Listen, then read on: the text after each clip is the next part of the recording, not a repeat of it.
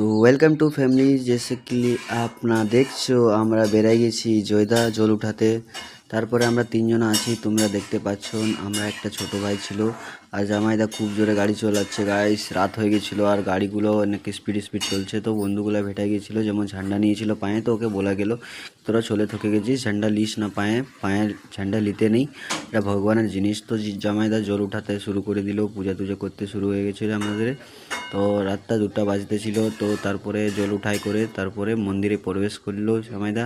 মন্দিরে পূজা টুজা করছে, তোমরা দেখতে পাচ্ছ পূজাটা হচ্ছে।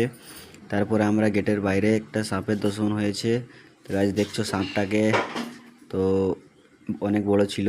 তারপরে আমরা সাপের দর্শন নিয়ে চলে এলাম রাস্তায়। তারপরে অনেক টুল ট্যাক্সে দেখছো ভিড় ছিল। তারপরে আমরা স্পিডে বেরিয়ে গেছি এখন। আর দেখছো গাইস আগে দিকে একটা বক্স আছে, তারপরে বক্সটা দেখছো অনেক ডান্স করছে, আমরা অনেক খুশ আছি গাইস, পুরো হেভি গান বাজছে। তারপরে দেখছো গাইস বক্সটা অনেক জোরে বাজছে। তারপরে আমরা বেড়াই গেলি বক্সের থেকে আগে। তো গাইস আমরা যাচ্ছি বেড়াদা। তো গাইস আমরা বেড়াদা পৌঁছে গেছি, যেমন দেখছো বেড়াদার মন্দির তো অনেক খুব সুন্দর সাজিয়েছে। আমরা পৌঁছে গেলি। তো গাইস আমাদের ব্লগ কেমন লাগলো সবাইকে বলবেন, সবাই জানাবেন, আর লাইক করুন, কমেন্ট করুন।